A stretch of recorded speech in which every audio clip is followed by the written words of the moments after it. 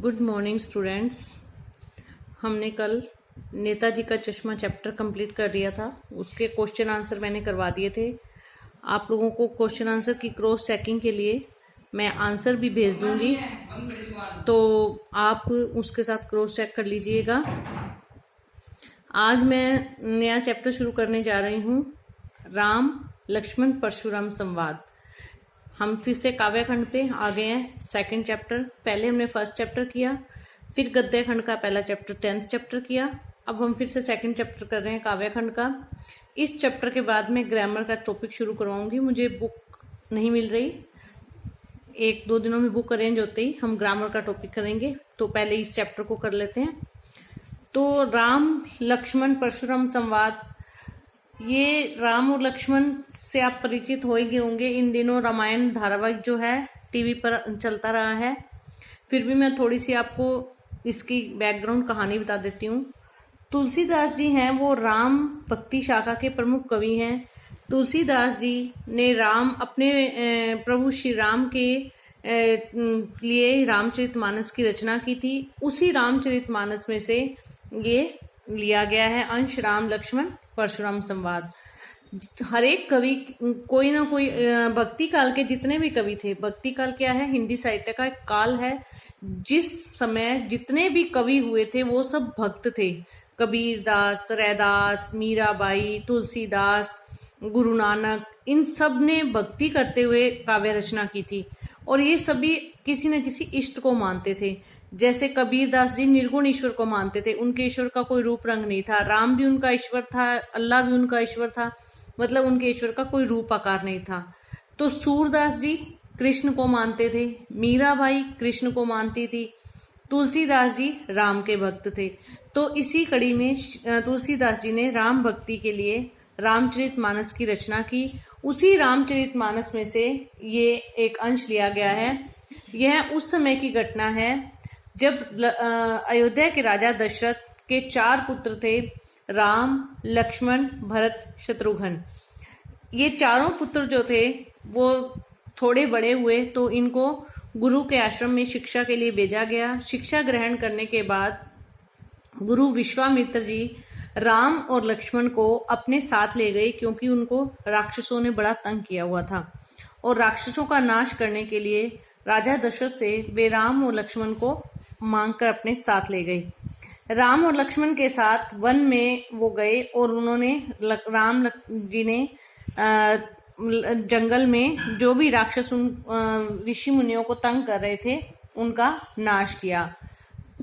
तभी विश्वामित्र जी को सूचना मिली कि जनकपुरी के राजा जनक अपनी पुत्री सीता का स्वयंवर कर रहे हैं, जिसमें उन्होंने एक शर्त रखी है कि जो भी कोई शिव के धनुष को तोड़ेगा वही सीता का पति कहलाएगा।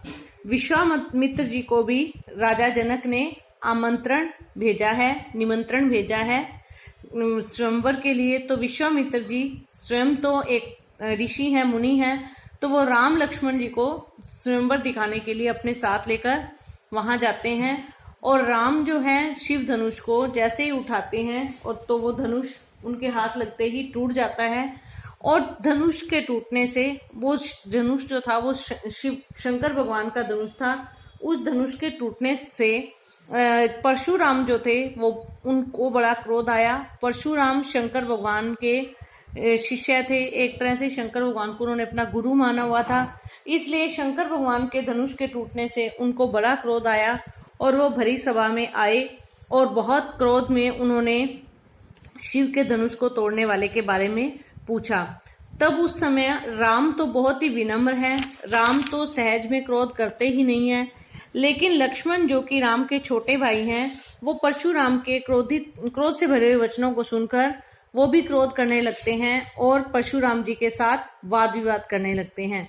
ये उसी समय का वर्णन है सीता के स्वयंवर के लिए, जब राम लक्ष्मण विश्वामित्र जी के साथ वहां जाते हैं और राम द्वारा धनुष के टूटने पर, परशुराम जी द्वारा क्रोध किए जाने पर लक्ष्मण जो है उनके साथ वाद विवाद करता है। संवाद का मतलब होता है बातचीत, वाद और विवाद, बात का उत्तर देना और बात कहना, वो क्या कहलाता है, संवाद।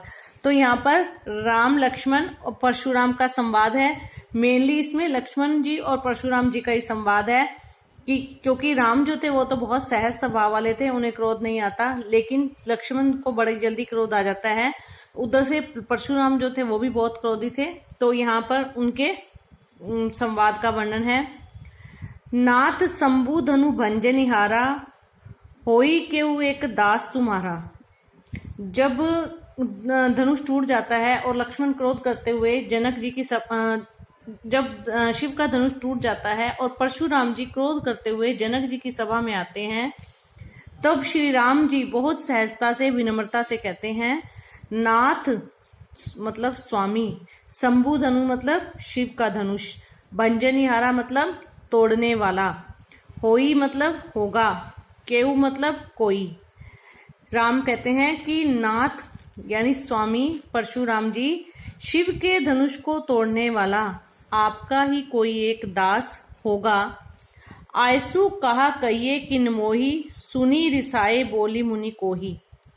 आज्ञा दीजिए मेरे लिए क्या आज्ञा है, या कहिए मेरे लिए क्या आज्ञा है। मुनि के क्रोध भरे वचनों को सुनकर राम ने कहा, सेवक सो जो करे सेवकाई, अरि करनी करी करिए लड़ाई। सेवक को मतलब सेवक, अरि करनी मतलब अरि होता है शत्रु, करनी मतलब करना, लड़ाई मतलब युद्ध।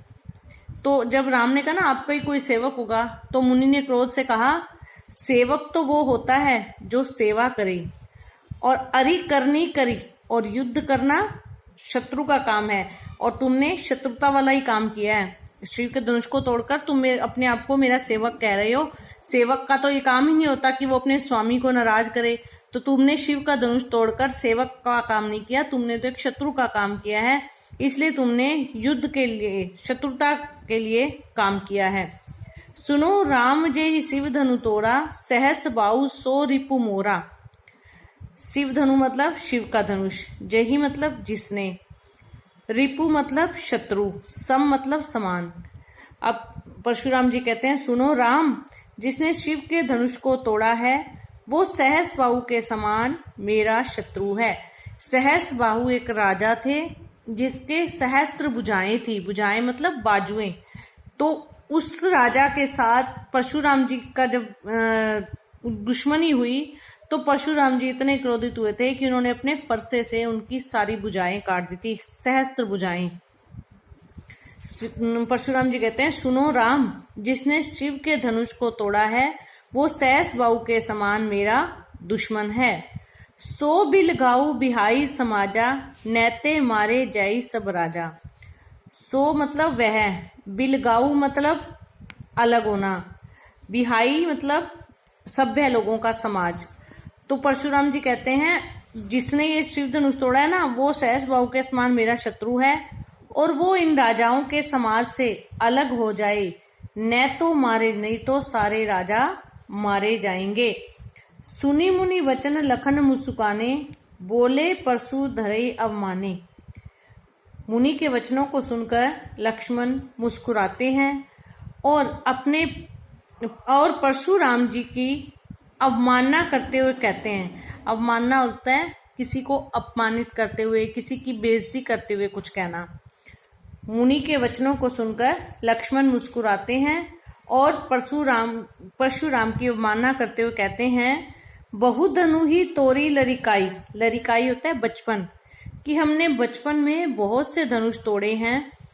कबू न असी रीस कीनी गोसाई, लेकिन हम पर किसी गोसाई ने या किसी ने भी क्रोध नहीं किया। रीस होता है क्रोध। बचपन में हमने बहुत से धनुष तोड़े हैं, कबू न असी रीस, लेकिन इस तरह का क्रोध किसी ने भी नहीं किया। यही धनु पर ममता के ही हेतु, इसी धनुष पर तुम्हें इतनी ममता क्यों है, इतना प्रेम क्यों है। सुनी रिसाई कै भृगुकुल केतु। सुनी रिसाई भृगुकुल केतु, जो भृगुकुल केतु मतलब भृगु वंश के वंशज कौन थे, परशुराम।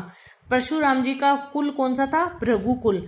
तो लक्ष्मण जी कहते हैं रघुकुल केतु, केतु का अर्थ वैसे तो होता है ध्वज या झंडा, लेकिन यहाँ पे ध्वज का मतलब वंशज से लेंगे, उस वंश का पुत्र।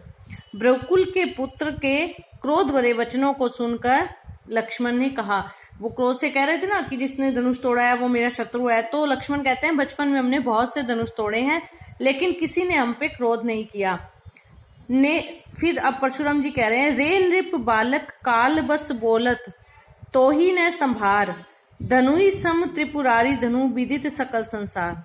फिर परशुराम जी कहते हैं, सुनो हे नृप बालक, नृप बालक मतलब हे राजकुमार, सुनो तुम काल के वशीभूत होकर बोल रहे हो, तुम्हें खुद भी नहीं पता कि तुम्हें खुद भी नहीं समझ आ रहा।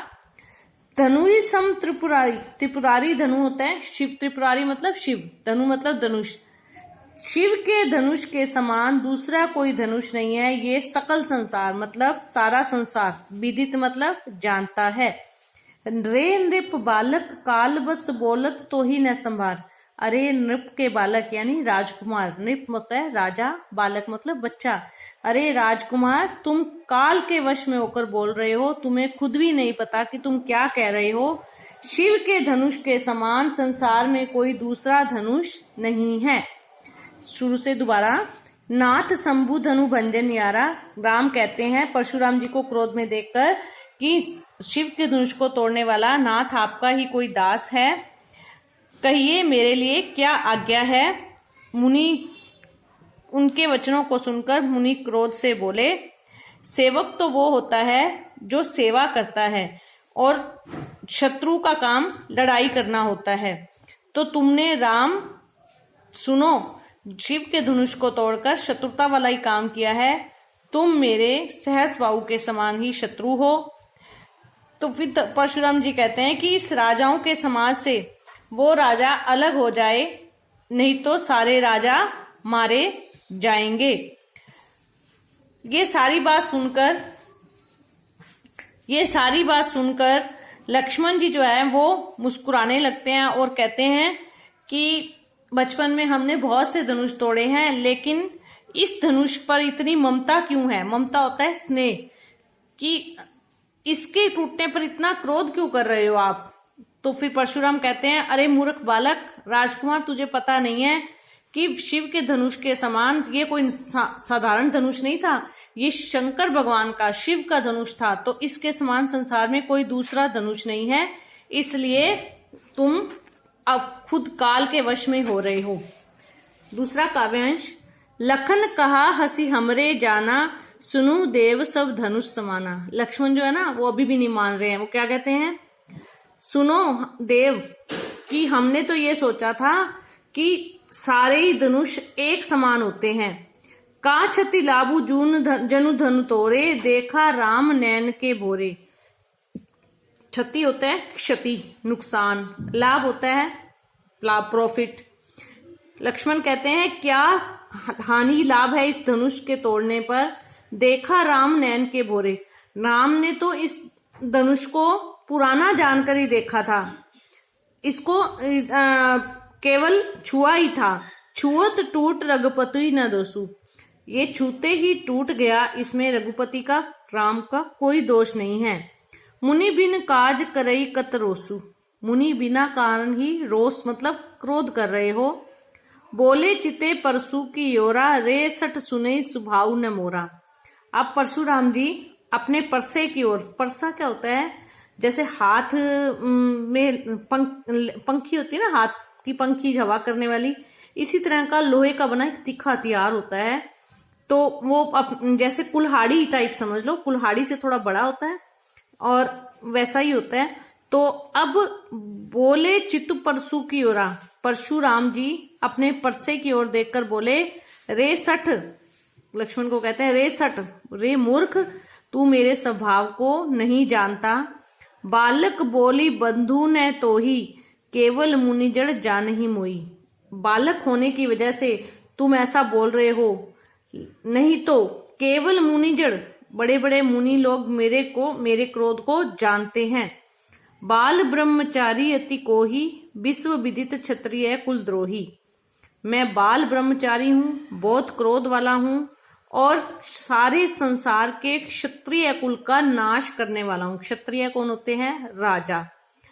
एक बार परशुराम जी ने क्रोध में आकर पृथ्वी के सारे राजाओं को मार दिया था, और ये ब्राह्मण वंशज थे, तो इन्होंने ब्राह्मणों को पृथ्वी दान में दे दी कि तुम राज्य करो। वैसे तो क्या होता है, क्षत्रिय का काम राज्य करना, ब्राह्मण का काम शिक्षा देना, और वैश्य का काम व्यापार करना, व्यापारी का काम, और चौथी शूद्र जाति, इन तीनों की सेवा करना। तो लेकिन इन्होंने गुस्से में आकर सारे राजाओं को मार दिया और पृथ्वी ब्राह्मणों को दान में दे दी। तो वो कह रहे हैं कि सारा संसार जानता है कि मैं क्षत्रिय कुल द्रोही हूं, क्षत्रियों को मारने वाला हूं। भुजबल भूपि भूप बिनु कीनी, भूप होता है राजा, भुजबल मतलब भुजाओं के, मैंने अपनी भुजाओं के बल पे इस धरती को राजाओं से खाली कर दिया। विपुल बार महिदेवन दीनी, महिदेव होते हैं ब्राह्मण, और विपुल बार अनेकों बार ब्राह्मणों को ये पृथ्वी दे दी। सहस बाहुभुज छेद नियारा परसु बिलोकु महीप कुमारा, सहस बाहु की भुजाओं को काटने वाला, छेद नियारा मतलब काटने वाले, मेरे इस परसे को देखो राजकुमार। मातु पितु जनि सोच बस करसी महिष किशोर, गर्भन के अर्भक दलन परसु मोरति घोर। तुम्हारे माता पिता के सोच वश मैं तुम्हें कुछ नहीं कह रहा, या माता पिता की तुम्हारे सोचकर अभी तक मैं तुम्हें जीवित छोड़ रहा हूं, और नहीं तो गर्भन के अर्भक दलन, गर्भ के अंदर स्थित जो शिशु होता है, माता के गर्भ में जो शिशु होता है, वो मेरे इस परसे की घोर आवाज से मृत्यु को प्राप्त हो जाता है। अर्थात मेरा क्रोध इतना ज्यादा है। तो बेटा हम 2 काव्यांश करेंगे, बाकी के काव्यांश कल करेंगे, क्योंकि अगर सारे इकट्ठे हो गए तो आप समझ नहीं पाएंगे, ये थोड़ा टफ है। मैं कल 4 करवा के परसों एक बार दोबारा से सारे करवा दूंगी, आपको चिंता करने की जरूरत नहीं है। आप इन दोनों काव्यांश को एक बार रीड कर लीजिएगा। धन्यवाद।